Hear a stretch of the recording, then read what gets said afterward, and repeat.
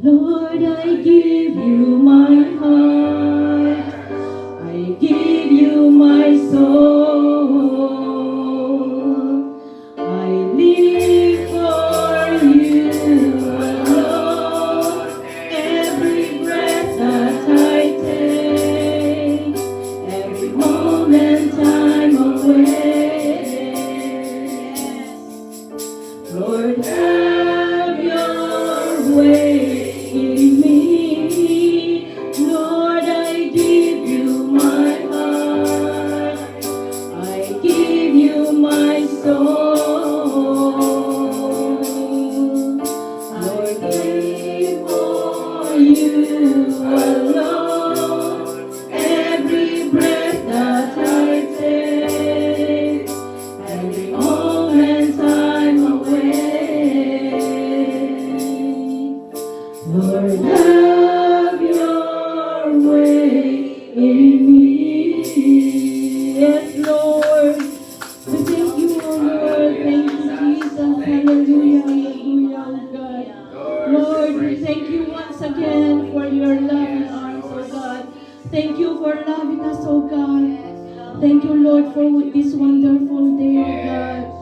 Thank you, Lord. We cannot comprehend all the blessings that you pour out on us, oh God, every day, oh God. Thank you, Lord, for your guidance, for your protection, oh God. Thank you for bringing us this day in this place, oh God.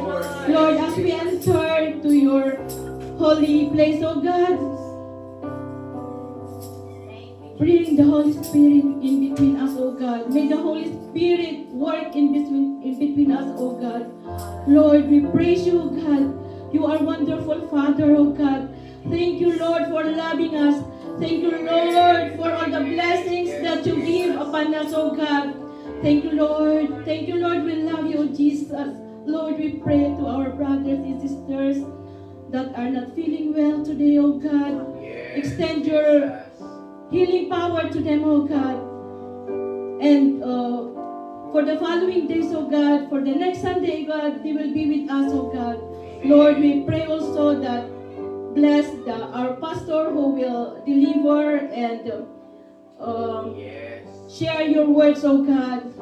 Bless Pastor Rodi as he shared the Sunday school, oh God. Give him the wisdom, oh God. And all of us, Lord, who will listen to your words, oh God. Open our ears, open our hearts so that we will receive your words, oh God. Lord, stay with us, oh God. Continue to bless us, continue to guide us, oh God. We thank you, Lord. We thank you for your love. In Jesus' name we pray. Amen.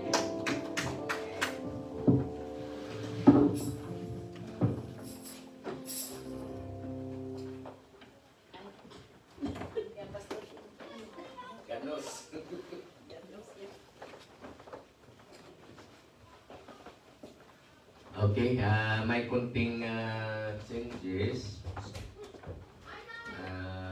Si Pastor Rudy ang magbahagi mamaya na Word of God. So, ako ngayon ang mag-facilitate ng Sunday School. At ang teksto po natin ay makikita po sa Matthew chapter 4.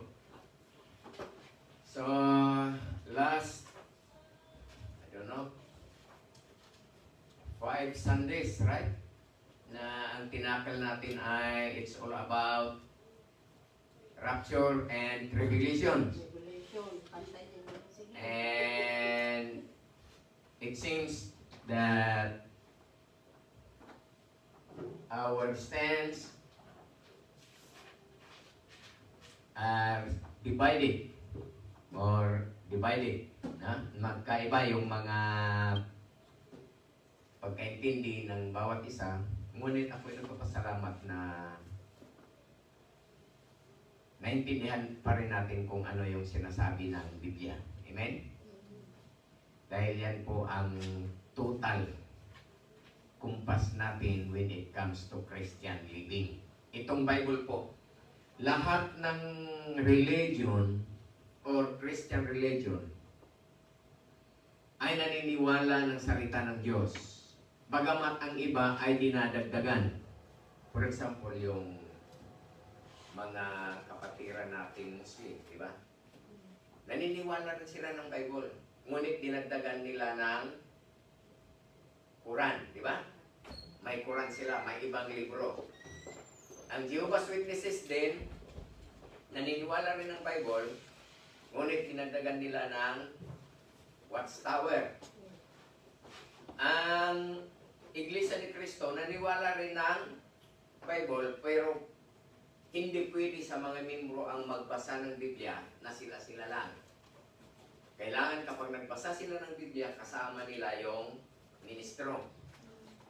At ang binabasa ng mga Iglesia ni Cristo ay yung pasugo. Yun lang ang ginagamit nila.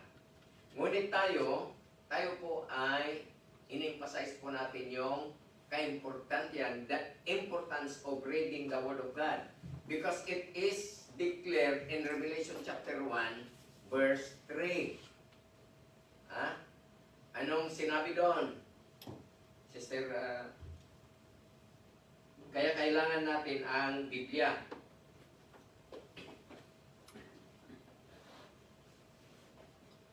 Ayan po ang nakasadyan.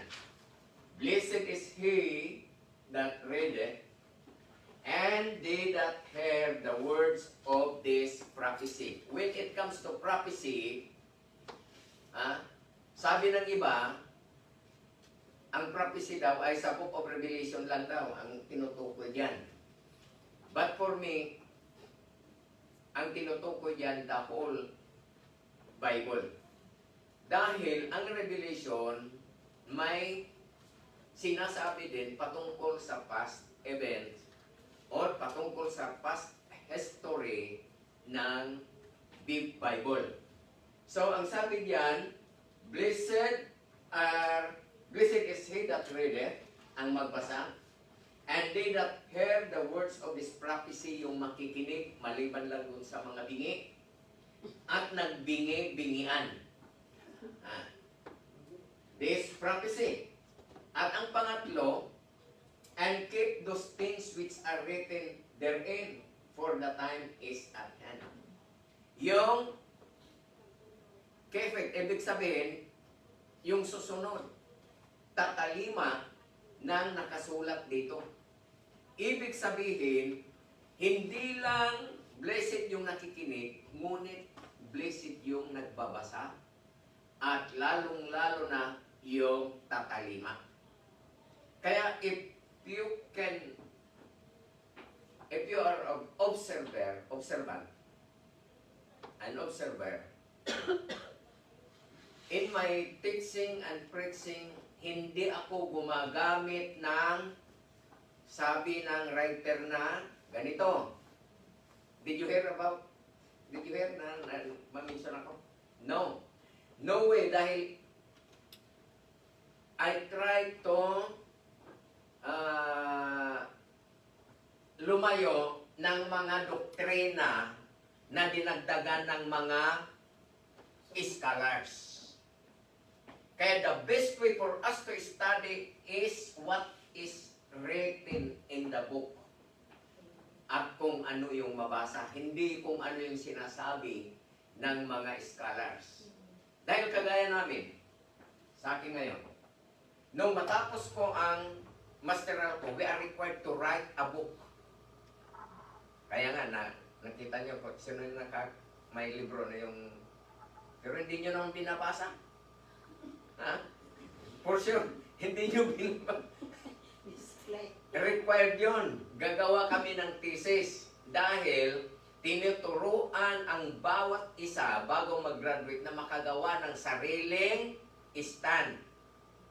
Kaya bawat theologians may sariling stand.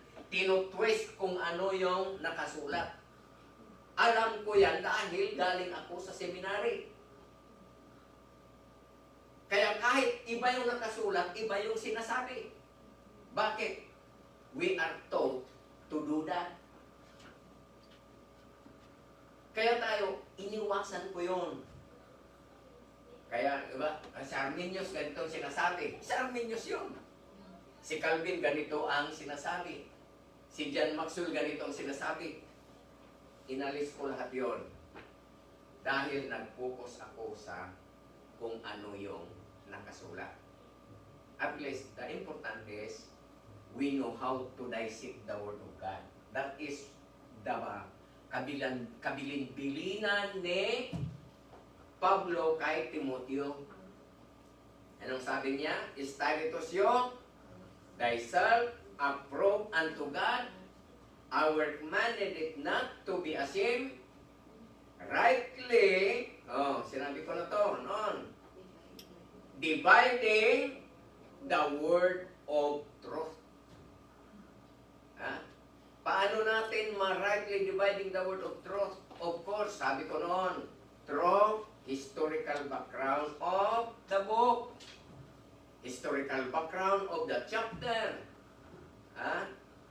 through the context, through the simple grammar, and of course, the purpose of the writer. Mga ganon, maintindihan natin kung ano yung nakasulat. Okay, punta na tayo dun sa teksto natin. So, blessed, ang magbasa, makinig, at saka tatalima. Pastor, Matthew chapter 4 tayo, di ba? Yes. Sa Matthew chapter 4, verses 1 to 17. Ito, himay-himayin natin dito. Ito po ay continuation ng itinuro ni Pastor Rudy. Yan. At tayo po ay mag-focus dito sa nakasulat. So, kung babasahin natin yan, i-comment by 4 verses 6 kung pwede. Ay, 3. Okay? 3. O yan, pwede. Ma-accommodate niya. Ma-accommodate niya. Okay. So, ang sabi diyan, yung patungkol sa temptation ni Jesus Christ nung siya ay nag-ayuno. Ibig sabihin, Jesus was on fasting. Then was Jesus led up of the Spirit into the wilderness to be tempted of the devil. So tingnan natin, sino ang nagyaya kay Jesus para siya ay matim. We have to observe. Sabi niya, then was Jesus led up to the Spirit, of the Spirit, into the wilderness to be tempted of the devil. Let us say, what Spirit is that? Or who is that Spirit? Ano sa palagay niyo? Sister Sarah. Holy Spirit. Sister Esther. Spirit of God. Pastor. Sila. Ha? Tama po sila. Tama po. Okay. So, marami kasi The distinction to all that. Yun. Tinuro ko na sa inyo noon. When the letter is big, always referring to the Spirit of God. So, ibig sabihin dyan, lead up of the Spirit into the wilderness. Tingnan nyo God Himself, siya mismo ang naggumuyo kay Jesus. Para sa ganon ay masubok. Sa tingin nyo, kung si Jesus ay ginuyo ng Diyos na masubok, tayo kaya hindi? Ganon din, dadanas din tayo ng pagsubok. Maraming pagsubok. At ang sinabi ko sa inyo noon na ang pinakamalaking pagsubok sa ating sarili ay ang sarili din natin. Diba? Pag umaga ng linggo, marami tayong nararamdaman kahit hindi nyo sinasabi. Pero yan ang totoo. Marami kayong iniisip na gawin hanggang sa makalimutan natin yung gawain ni Lord. So, there is a purpose in order to be tested by the devil. And when he had fasted 40 days and 40 nights, he was afterward and hungered. Of course, tayo gugutumin.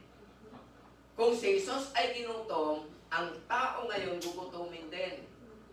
Kaya nga may kapi sa likod parati. Dahil normal sa tao, naghahanap ng para sa physical. But, mas may importante yan. 40 days and 40 nights. And when the tempter came to him, he said, if thou be the Son of God, command that these stones be made bread. Tingnan nyo, si Satan gumamit ng isang kataga na nakasulat din sa Bible. Ang sabi niya, kung ikaw ay totoong anak ng Diyos, ang sabi niya ay,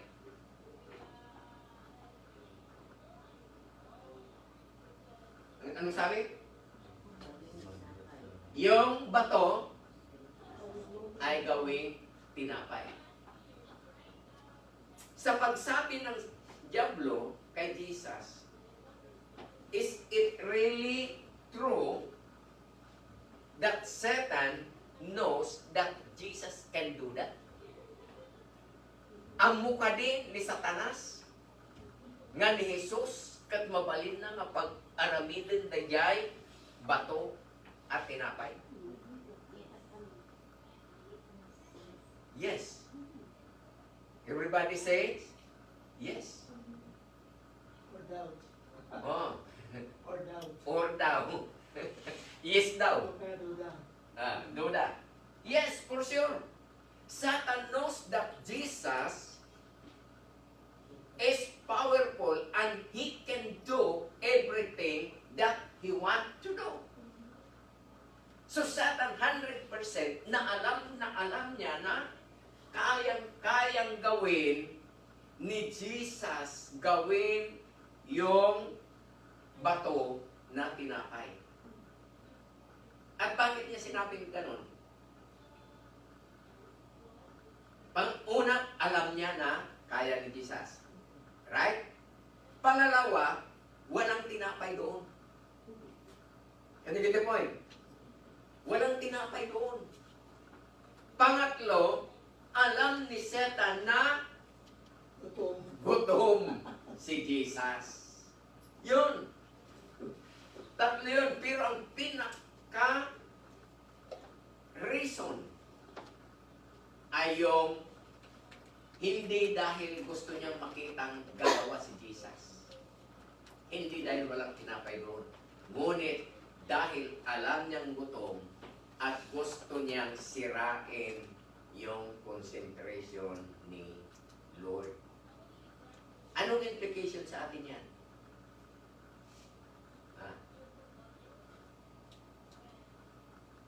Ang tinapay para sa physical.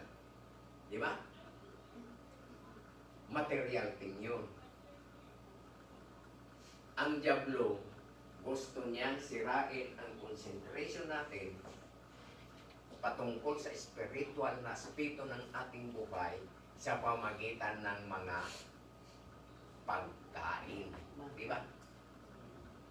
Oh, yan. So, pinapagawa ng bread. Pero ano ang sagot ni Jesus? Sa verse 4.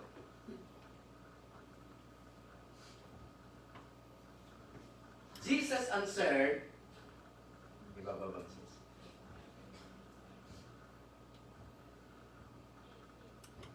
But Jesus answered and said, it is written.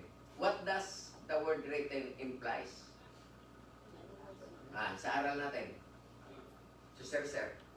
Kapag nakabasa tayo ng written, ano ang Past tense. Blueprint. Yan. Blueprint. Ibig sabihin, kapag nagsabi ang Bible sa New Testament, it is written, ibig sabihin, He is pointing something somewhere in the Bible. Ang sabi ni Jesus, it is written that man shall not live by bread alone. Ngunit tingnan nyo yung man dyan. It is big aim. Is it referring to everyone? Or referring to himself? Yeah. It is referring to himself. Man shall not live by bread alone, but by every word that proceeded out of the mouth of God. So it is written. Jesus quoted something what was written. Kailan na isulat yan? Yung sinasabi niya. At saan makikita yan? Ha? Sa Deuteronomy chapter 8 verse 3. Yan yung tinutumbok niya. Dahil doon sa daang tulag o lumang tipan, nasulat na yun. Dati nang nasulat yun.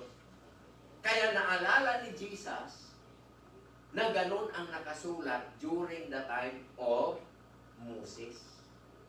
Dahil ang panahon na yon, tingnan natin, and humble day and suffer day to hunger, and fed day with manna, which thou knowest not. O, manna pa noon. Neither did thy fathers know, that he might make they know that man doth not live by bread only, but by every word that proceeded out of the mouth of the Lord, that man live. See, tingnan nyo. Doon kanina, capital aim. Ngunit dito, man, meaning referring to the whole nation of Israelites. At tayo din ngayon.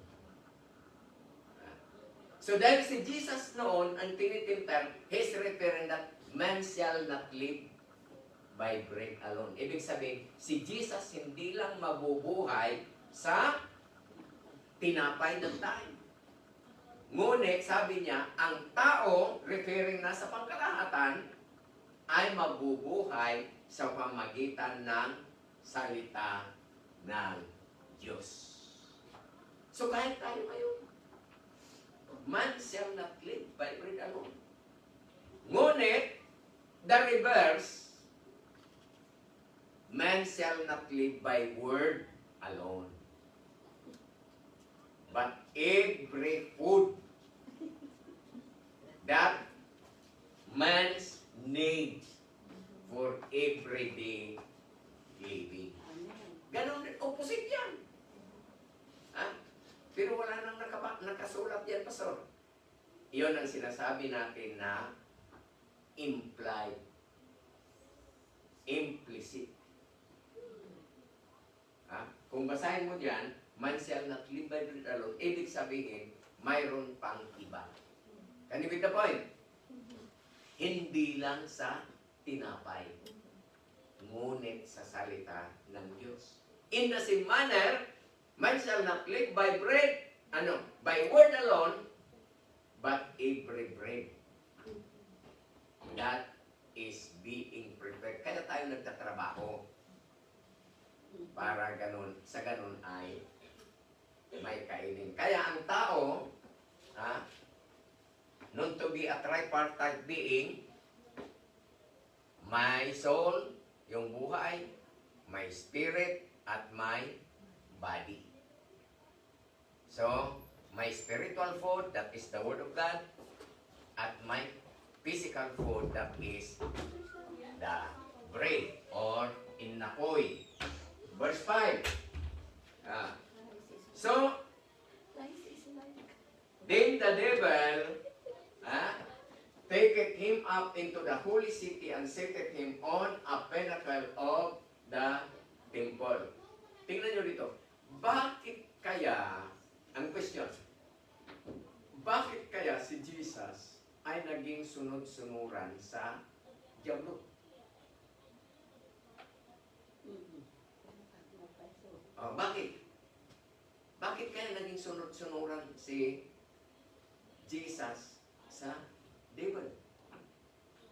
Tingnan nyo Then, devil taketh him up into the holy city and setteth him on a pinnacle of the temple. Doon sa dulo, pinakataas na parte ng templo. At ang sabi nila, yung templo na yan ay more or less 50 meters high. So, kung 50 meters high, kung ngayon parang 3 story. 3 palapag or 4 na palapag. Pero bakit kaya sunod-sunuran si Jesus that time sa demonyo?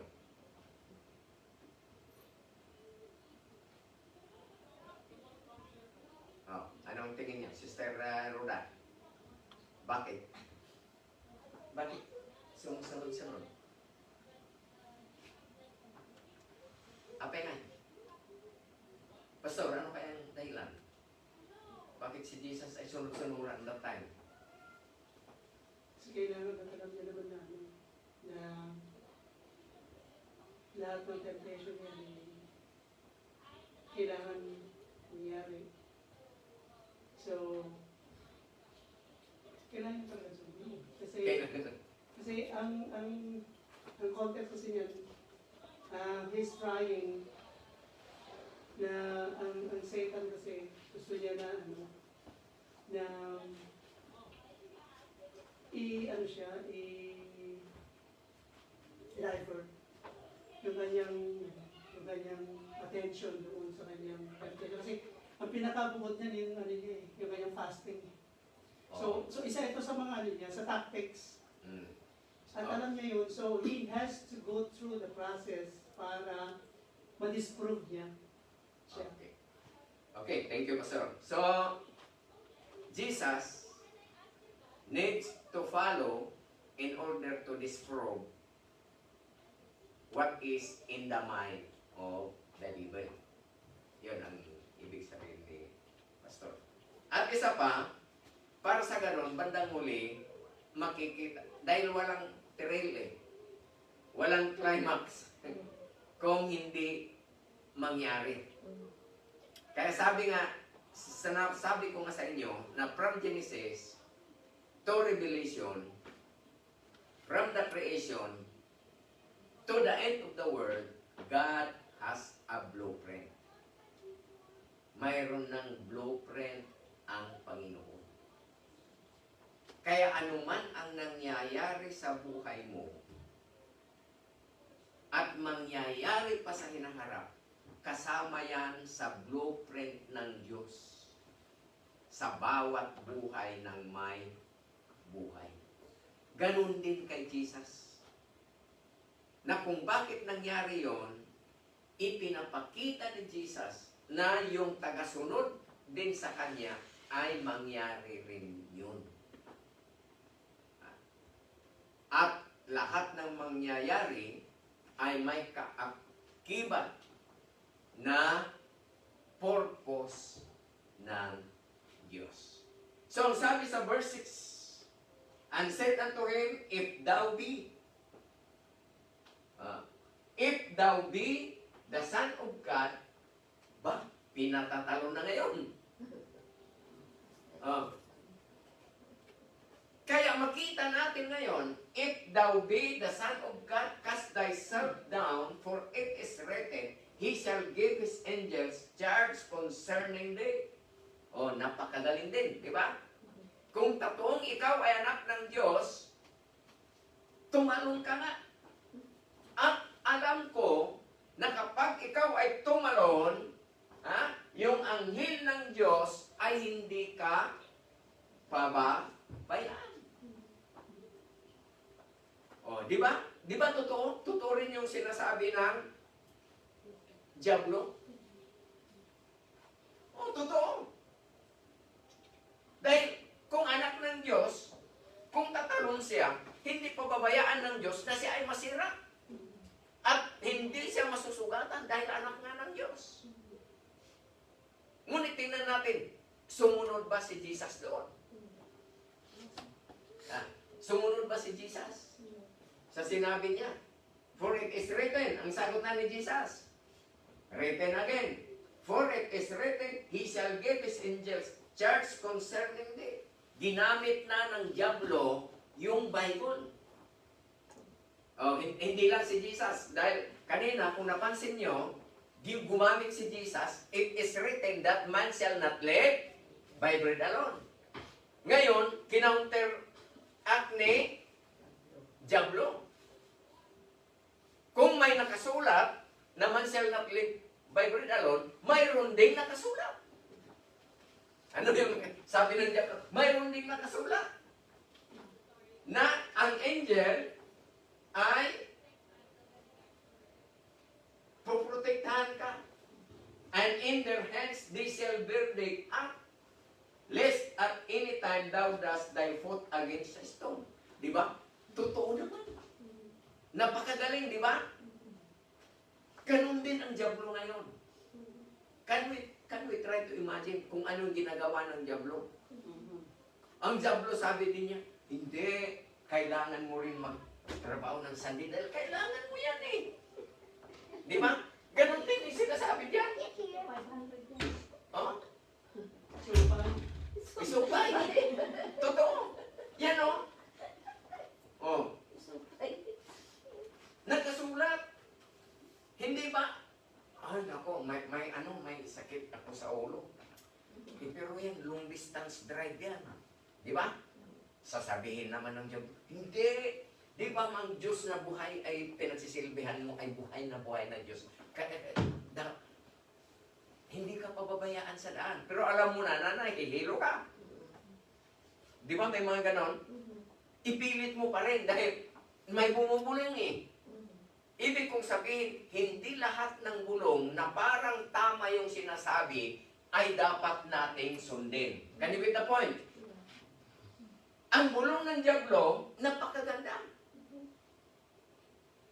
Dahil ang bulong niya, ang angel ng Diyos ay, they will keep you safe. The angels of God will keep you safe. Sa buhay din natin ngayon, ganun din.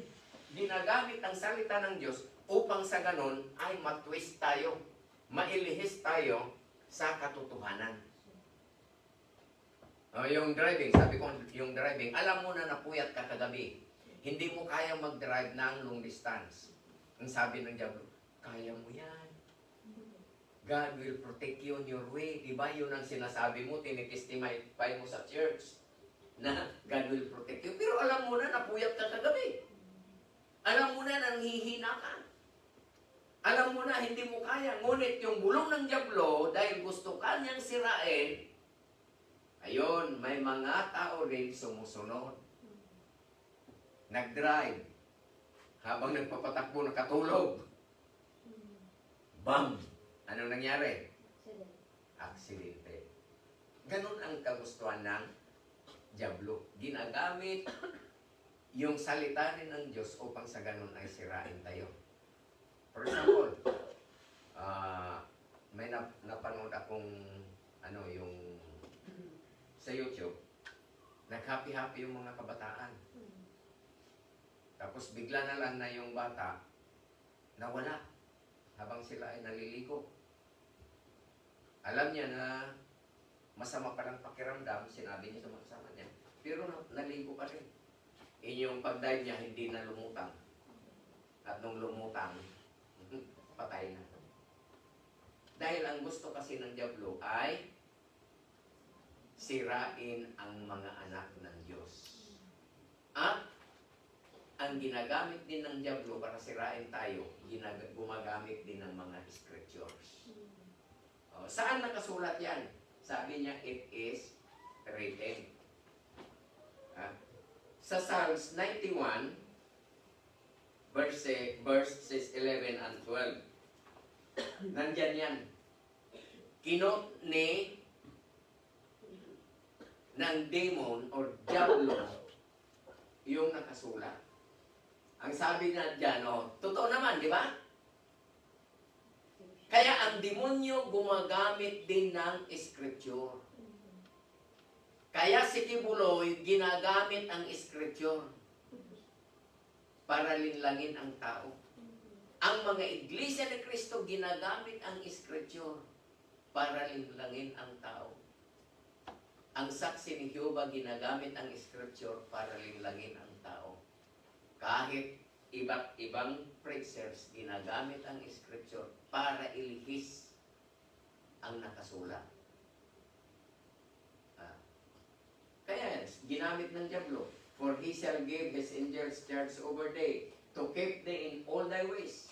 They shall bear thee up in their hands, lest thou dash thy foot against a stone. Kailan sinabi diyan? During the time of David. And that is the promise of God to David na hindi siya pababayaan. Ganun din tayo. Totoong hindi tayo pababayaan ng Diyos. Ngunit kung alam natin na ikakasama natin, totoo. Pero kung hindi dapat gawin, huwag nating gawin.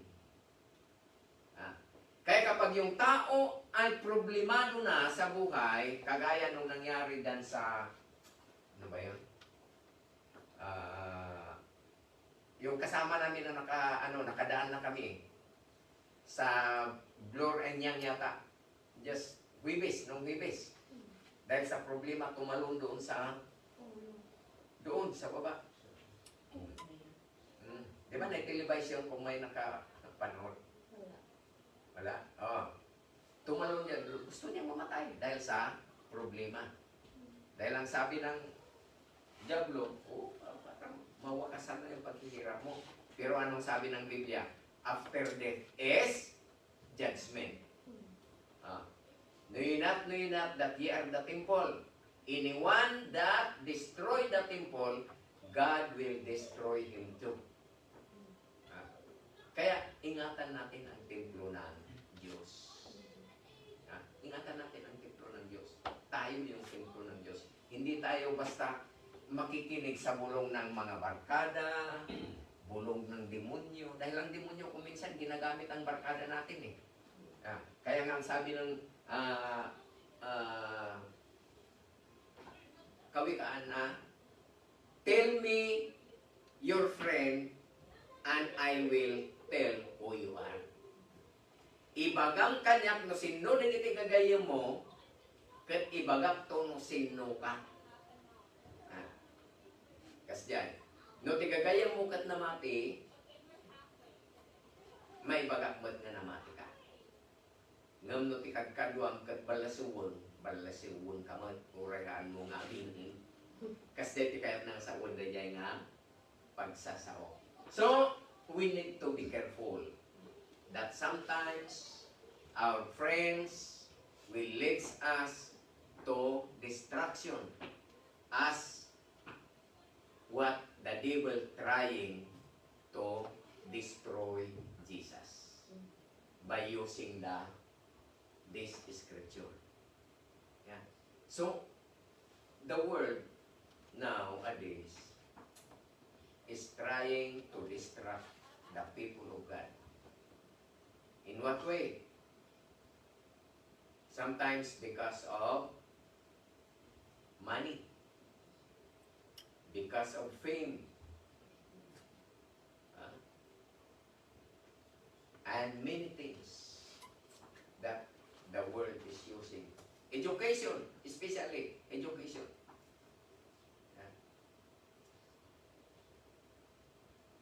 Bakit ko nasabi ang education? Because too many universities nowadays.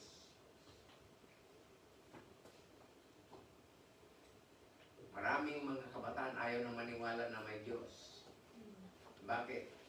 They embrace yung katuruan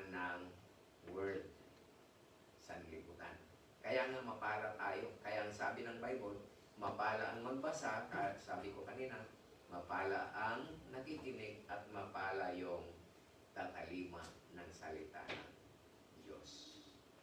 Okay, balikan natin yung text. So, nasa verse 6 tayo. So, natapos na yan. For it is written, He shall give His angels charge concerning thee, and in their hands they shall bear thee up, lest any time thou dash thy foot against a stone. So, nandiyon, ang diablo nagputar, nag-quote ng verses sa Bible para sa ganun ay linlangin si Jesus. Ngunit ano naman ang sagot ni Jesus sa verse 7? So, pagalingan sila ng it is written, it is written.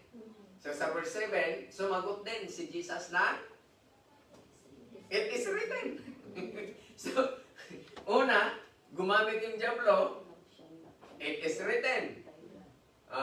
Si Jesus kanina, gumamit ng it is written, man shall not live by bread alone. Sumagot ang diablo, it is written, na kung tutalon ka, yung paa mo hindi pa hitulutan ng angels na ikaw ay matisod.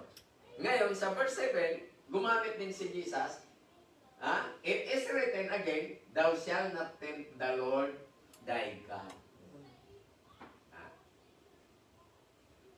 So, saan na isulat yan? It is written, do not put the Lord your God to test, ang sabi sa NIV. Tingnan natin sa Deuteronomy chapter 6 verse 16. Ano ang nasabi doon? Ye shall not tempt the Lord your God as ye tempted Him in Masa. So, yung Masa, that is a place where the Israelites people murmured against God. Ijay da nga nagtanta na butok idi. Ijay da nga nagreklamo kana Apo Diyos idi. Idi nga adada ijay wilderness. Isa nga datamasa, literal meaning na datakat, a place of temptation. So, kung ni Apo Diyos, kadagit Israelitas idi, huwag mong subukan ang Diyos. Don't test God. Thou shall not test God. Or tempt God. So, ano ang ibig sabihin yung tempt the Lord your God? What does implies? Why is it? Ye shall not tempt the Lord your God. May dalawang ibig sabihin yan. Or hindi lang, maraming ibig sabihin yung thou shall not tempt the Lord thy God. Kung minsan, tinitempt natin ang Diyos para tayo ay parusahan.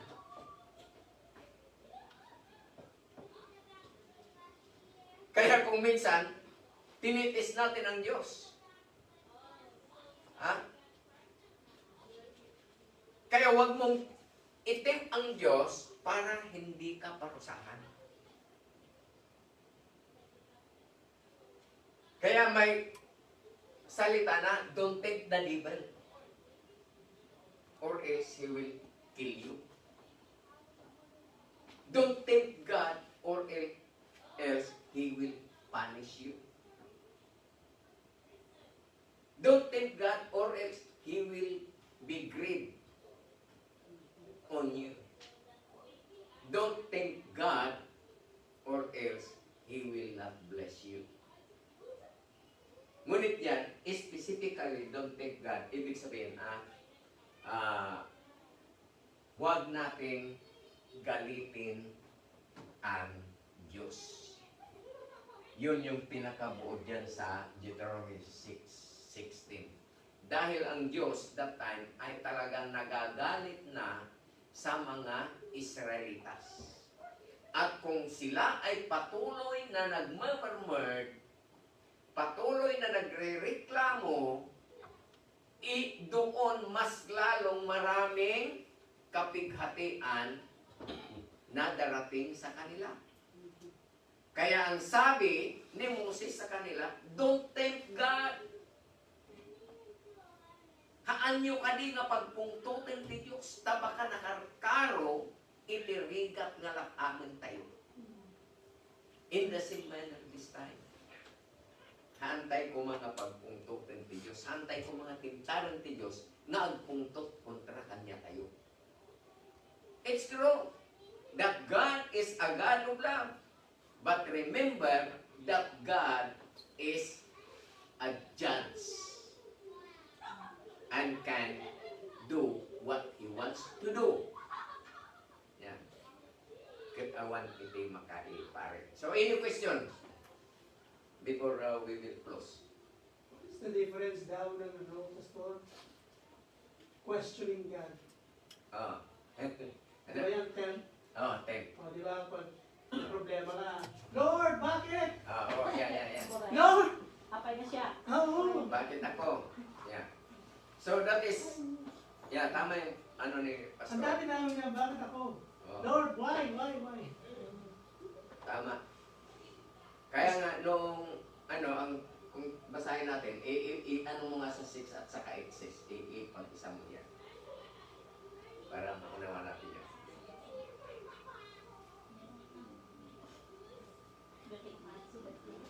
Ay, nasa ano na pala tayo. So, nandyan, no? So, Jesus said unto him, it is written again, thou shalt not tempt the Lord thy God.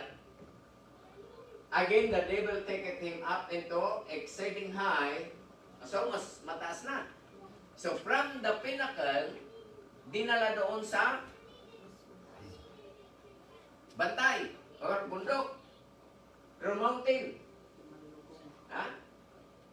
And showed him all the kingdoms of the world and the glory of them. So kapag nakita na observe natin kanina na ang unang temptation ay ano? Yung para sa pagkain. Oh, yun. Pangalawang temptation patungkol doon sa protection, di ba? Food, protection. Di ba? At ngayon, ano ang makikita natin dito na pangatlong temptation? So, lahat yung temptation doon, yung dalawa, kailangan ng tao. Oh, pinakauna yung pagkain, di ba?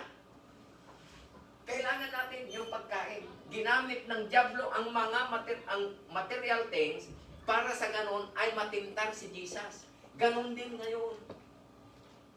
Ang ginagamit ng diablo ay material thing upang sa ganon ay malihis yung focus natin sa ginagawa natin na para sa Panginoon. Pangalawa, yung proteksyon. Ano ba yung proteksyon ngayon na kailangan natin? Physically protected, materially protected, ha? Ano pa? Protection for the future, di ba? Kaya, maraming tao nalilihis kung ano yung para sa Panginoon, hindi na ibibigay. Bakit? Dahil sa akala nila, ang totoong protection ay manggagaling sa sanlibutan o sa sariling kakayanan. So, yung pangatlong temptation ay glory. Yung sariling glory. So, ang sabi diyan, again, the devil taketh him into an exceeding high mountain and showeth him all the kingdoms of the world and the glory of them. Paano nagiging ang glory diyan? Sige, sa 9. Tingnan natin.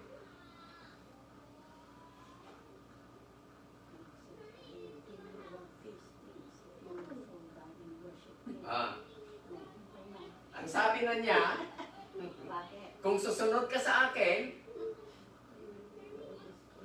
and he said to him, I will give you all these things if you will fall down and worship me.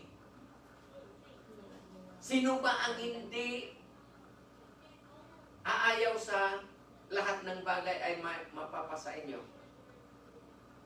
Kung susunod ka, so na-twist na. Ano ang sabi ng Bible?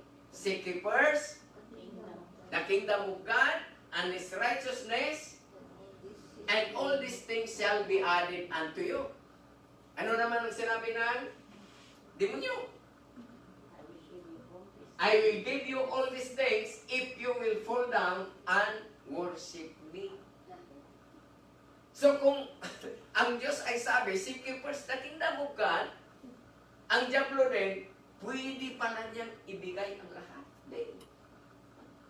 If we will follow Him. Di ba? Kaya ngayon, mayroon ng Satan's church.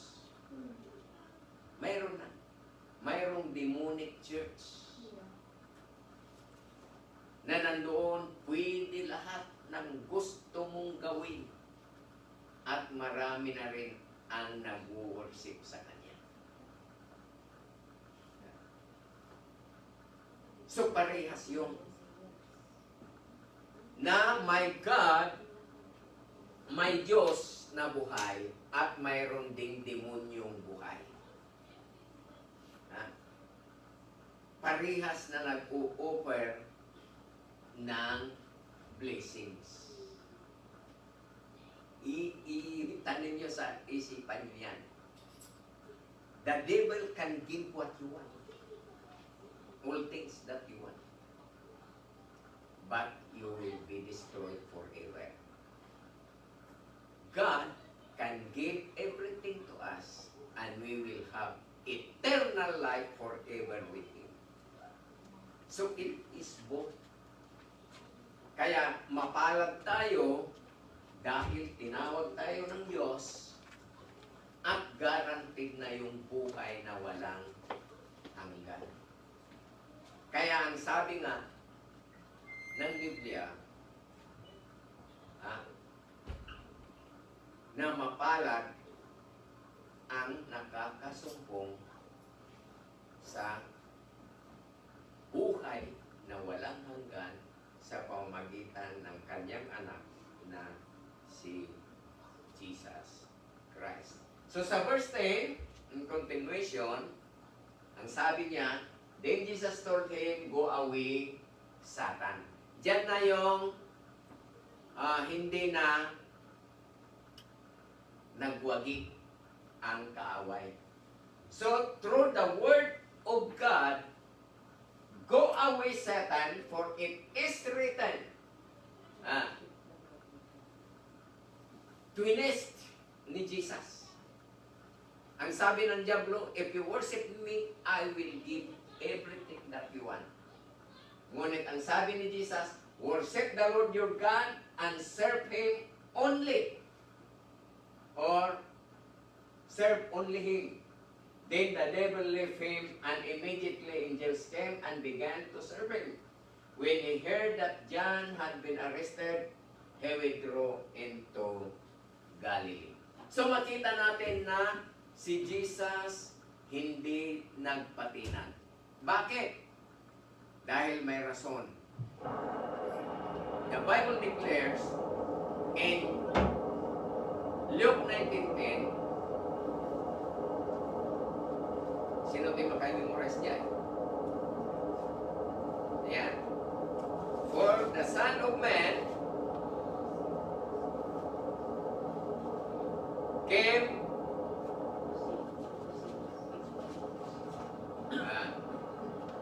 to seek and to save which was lost. Ngunit ang diablo ay pumarito upang sa ganun ay pumatay, manlilang at pumatay.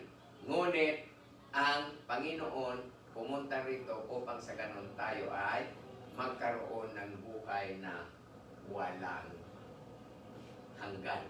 So, si Jesus nagwagi upang sa ganun makamtan din natin ang pagwagi.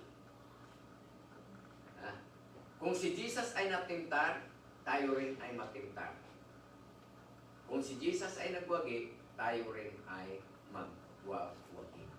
So both Satan, the demon, and God offers earthly things. Iyong offer da iti panbanag nga makita natin matatayo. Nang tinagdumaan na, noan niya di kay tupal tayo kaya sa Jay Diablo, ang iyong offer nga haan nga makaitintid ka ng danayon na para sa Kristiyano. Ngam ni Apo Diyos, talaga nga puno di kay ibang pagana. So we need to be careful of our daily living because Satan is like a roaring lion. He is always in our side, in front of us, in our back, looking someone that he may devour. And he always pretending to be true. As we have learned a while ago, napakaganda. Ginagamit niya pa ang scripture para sa ganun ay manhing lang. So any question before we will close? Or Adindo, mayroon ba ka, sister? Paano mo how can we detect? Yeah, how can we detect? Pastor, how can we detect? Because Satan is using the word of God too. But now, the question is, how can we detect that it is the devil speaking you now? Very cunning naman siya eh. Kaya nga tinawag siyang the father of all lies. So, it depends on how grounded you are from the Word of God itself. Kaya nga tayo merong Bible study. Diba? To equip us. Kasi that's the only way we can counter the devil. Kasi it seems to be na, ang ganda, diba? Yung offers niya na, I'll give you everything. O, ayan, yung glory. O, diba? But you have to worship me. So, kung hindi ka grounded sa Word of God, patay ka. So, akala mo, totoo yun. So, kung alam mo yung mga ano na yun, yung binabanggit kanina ng mga verses, ng mga scripture na, seek ye first the kingdom of God. And all these things shall be added unto you. So, yun ang panaban mo, na no way, hindi. Yun ang sabi ng Panginoon, ito. So, kung doon ka magkiklaim, yun ang ano. So, I mean, there's are a lot. Kasi even me, admittedly, palagi naman ako na nasusway. Kasi, well, because we are tend to get mistake. We are tend to sin. Kaya nga, kailangan talaga prayer, mag-attend ng Bible study, at magbasa ng Biblia. Parang meron palaban. Kasi, yan yung ating ano eh. So, yung babalikan mo ulit yung sinasabi niya na paano mo madedetect. Very obvious. Kung mali, mali na siya. Huwag mong gawin tama ang mali. Diba? Kung alam mong against your conviction against the Word of God, hindi na. Huwag mo na i-justify isang bagay na even though seemingly maganda, tama, but if what we have been taught is wrong, then it's wrong. Mahirap ma-detect. Mahirap kung hindi mo kilala si Satan. So, yung una kasi natin pinag-aralan natin kung sino siya eh. I don't know if you were here before that time. Inilatag ko doon, sino si Satan, ano yung kanyang profile, ano yung kanyang mga tactics. So kung ano mo sana yun, natin mo yung, meron ka ng idea who is he.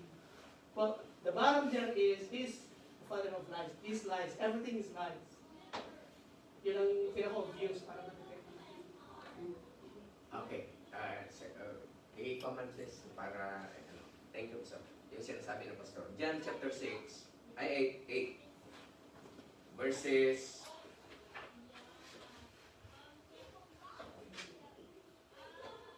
42 to 47. 8:42 to 47. 7 so that we may have a little knowledge. Jesus, ikaw man si diretso man. Ano man eh, okay. Verse. Jesus said unto them, if God were your father, you would love me. So, unang-una, na kung ikaw ay anak ng Diyos, mahal mo ang Diyos. Di ba? At kung mahal mo ang isang tao, parati mong hinahanap. Kaya si Sister Risa, kapag wala ako, parati akong tinatawagan. Yan, parati mong hinahanap. Di ba? If you love me, if God were your father, you would love me. For I proceeded forth and came from God, neither came I of myself, but He sent me. So meaning there is love involved. Okay, 43. Why do you not understand my speech? Even because you cannot hear my word.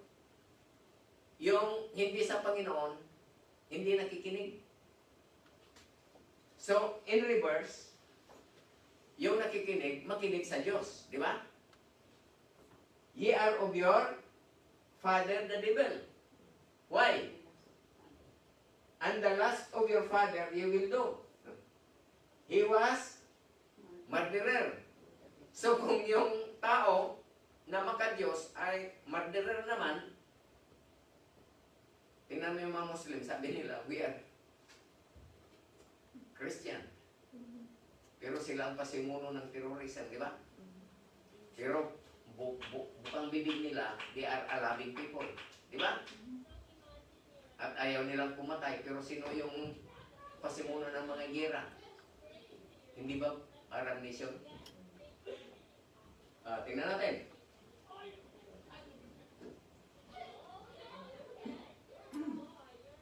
From the beginning, and abode, not in the truth. Walang katotohanan sa kanila. Because there is no truth in him. When he speaketh a lie, he speaketh of his own. For he is a liar. Kaya sabi ni Pastor kanina, we need to attend Bible studies in order to learn the deep things. Yung malalalim pa. He speaketh of his own, for he is liar and the father of it. And because I tell you the truth, ye believe me not. So yung hindi bilong sa God, hindi talaga naniniwala sa sinasabi ni Jesus.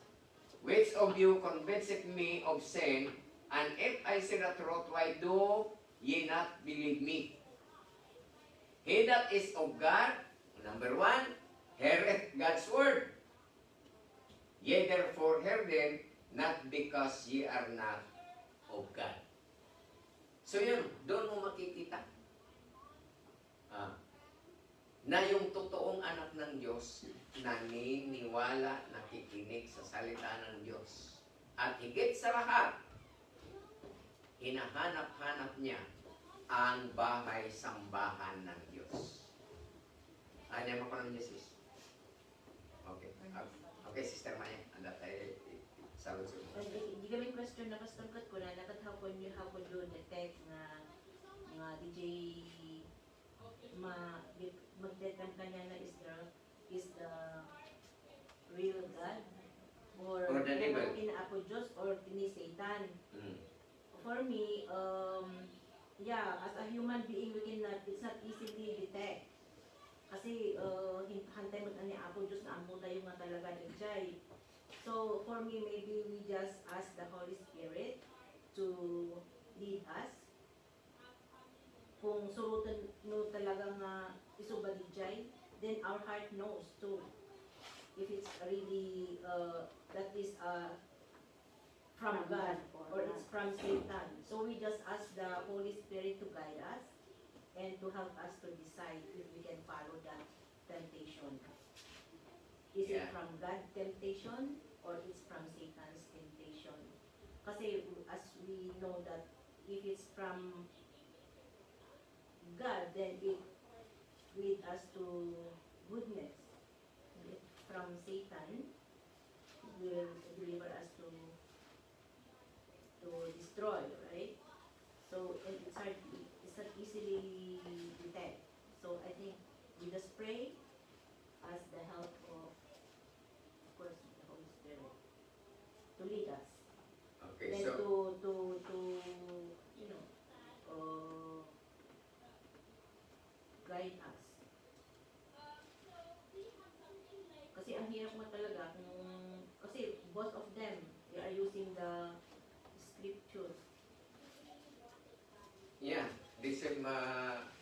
Satan is very Subtle and cunning.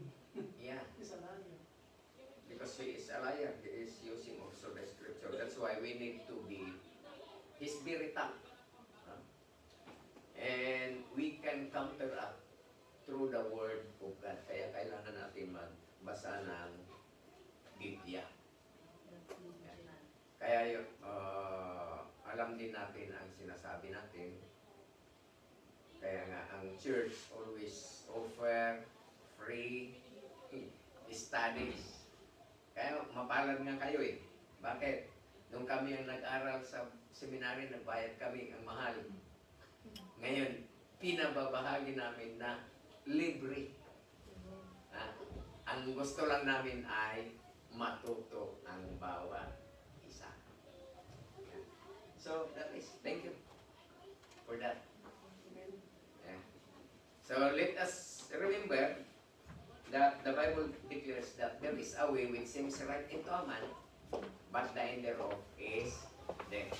At dadagitiban man, daldalan tas lanalintag iti tao, ngam titungpal na daldalan ni patay. That is both physical and spiritual. So, anymore?